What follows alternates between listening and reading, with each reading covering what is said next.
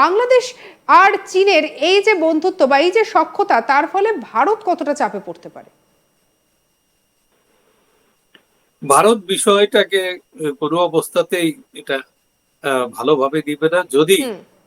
ওই একটা কথা তো ওরা হাইড করার চেষ্টা করছে, তিস্তা প্রকল্প। ভারত আগেই বলে দিছে তিস্তা প্রকল্প তারা করবে। তারপরে যে লালমনিরহাট যে এয়ারপোর্ট, এগুলোতে যদি হাত দিয়ে বসে, তাহলে ভারতের নিরাপত্তা হুমকিতে যাবে। সেভেন সিস্টার ওইগুলো, তো সেই দিক দিয়ে ভারত তো এটাকে সহজে নিবে। তো এরা তো কিছুটা হাইড করতে চাচ্ছে, গোপন করতে চাচ্ছে।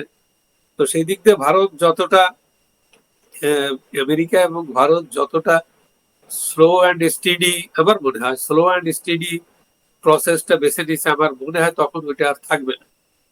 তখন একটা দ্রুত অ্যাকশনের দিকে ওরা চলে যাবে। তো শারি ভাই, আরো সেই একটা দিক দিয়ে বিষয় বলুন যে এই যে যেটা আপনি বলছেন, কোথাও গিয়ে ভারতকে টাইট দিতে কি ইউনূস কি হাসিনার ভালো করে দিচ্ছে, সুবিধা করে দিচ্ছে? ইউনূসের অ্যাক্টিভিটিস তো হাসিনার পথ সুগম করে দিচ্ছে। কেন? যে হাসিনার সময় মানুষের স্ট্যান্ডার্ড অফ লিভিং, তাদের জীবনযাত্রা কেমন ছিল, আর এখন কেমন, এইটা কম্পেয়ার একেবারে রিক্সাওয়ালা করে, একেবারে রাস্তার লোকে করে। তারা এফেক্টেড, সবাই এফেক্টেড, একেবারে আপনার সুপার স্ট্রাকচার থেকে একেবারে গ্রাউন্ড লেভেল পর্যন্ত, মানে গ্রাউন্ড টু দি আর্থ। সবাই বুঝতে পারছে যে শেখ হাসিনার সরকারই ভালো ছিল। সে তখন একটা নিশ্চয়তা ছিল। শিল্পপতি সে দেখে যে সে একেবারে বন্ধ, তার শিল্প পড়াই দিয়েছে। তারপরে কোনো এই এক্সপোর্ট ইম্পোর্ট নাই, নাই, কিচ্ছু নাই, কোনো হেল্প করতে পারছে না, উৎপাদন নাই, শ্রমিক ছাঁটাই দিতে হচ্ছে। দিছে, অলরেডি বন্ধ হয়ে গেছে, কয়েকশো শিল্প বন্ধ হয়ে গেছে, কারখানা। তারপরে ব্যবসা বাণিজ্য তো একেবারে স্টল। ব্যাংক কি করতেছে? ব্যাংক আপনার বেতনের টাকাই দিতে পারে না। 1 লাখ টাকা যে আর কর্মচারীর বেতন, তারে বলে 10,000 টাকা নিবা। এই হচ্ছে ব্যাংকের অবস্থা। ব্যাংক কোনো লোন দেয়, কোনো লোন দেয়। তো লোন না দিলে ব্যবসা হবে কেমন? ব্যবসাটা তো ব্যাংকই করে। ব্যাংকের সাহায্য ছাড়া তো এক্সপোর্ট ইম্পোর্ট, তারপরে ইনভেস্টমেন্ট, এগুলো কিচ্ছু হবে না। তো ব্যাংক তো স্ট্যাক হয়ে আছে। তো সব দিক দিয়ে বাংলাদেশের যে এখন অবস্থা, একেবারে যারা আওয়ামী লীগের বিরুদ্ধে ছিল, তারাও বলতেছে যে ভাই আর কতদিন যে সাস্টেইন করবো, এটা বোঝা মুশকিল। খুব বিপদে আছে। এই ঈদের সামনে ঈদ, তারপরে এই রমজানের ভিতরে তো অনেক সমস্যার ভিতরে ছিল। তো সব মিলিয়ে বাংলাদেশের মানুষ দেখছে যে শেখ হাসিনার সময়, যেমন কোভিড কোভিডের সময় শেখ হাসিনা যেভাবে বিভিন্ন ভারত, আমেরিকা, চায়না, বিভিন্ন জায়গা থেকে সে এই মেডিসিন এনে মানুষকে ফ্রি মেডিসিন প্রোভাইড করছে। এবং এখানে কত আমাদের দেশে, ভারতে তো কত প্রায় কয়েক লক্ষ লোক মারা গেছে, চাই আমেরিকাতে তো ভয়াবহ অবস্থা। তো ওই রকম হ্যাবক তো বাংলাদেশে ক্রিয়েট হয়নি, এটা মানুষ রেকর্ড করছে। তো এরকম আরো অনেক কিছু আছে যে শেখ হাসিনা যে ওয়েলফেয়ার স্টেটের মতো সাধারণ গরিব নিরীহ মানুষের জন্য তার যে সহযোগিতার হাত, এটা তো এখন নেই।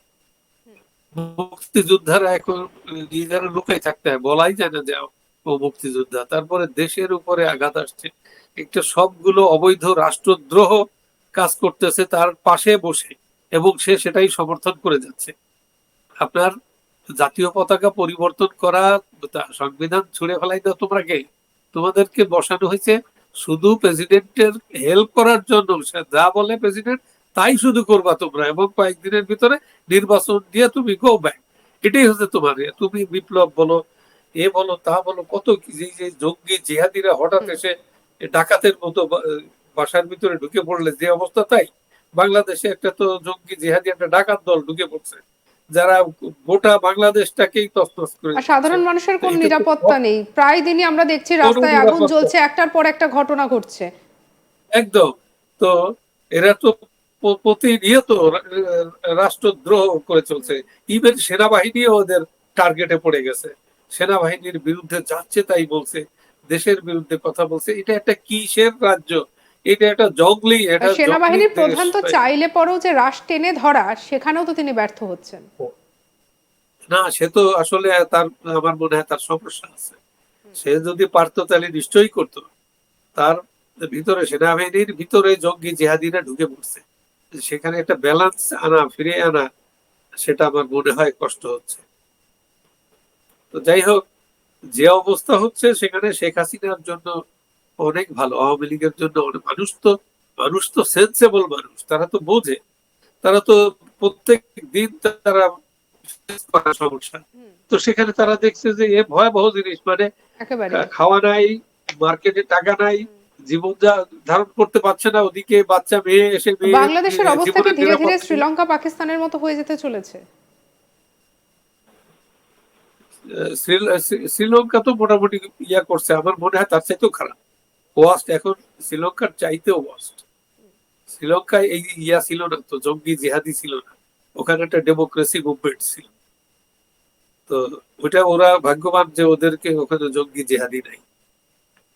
তো এখানে আছে সমস্যা, হচ্ছে যেমন ইরাকে ছিল সমস্যা, আফগানিস্তানে ছিল সমস্যা, যেমন এরকম সমস্যা সিরিয়ায়, সেই ওইগুলোই ওরা ওখান থেকে তাড়া খেয়ে, ইসরায়েলের তাড়া খেয়ে সব এদিকে চলে আসতেছে, বাংলাদেশের দিকে কনসেন্ট্রেট করতেছে ওরা।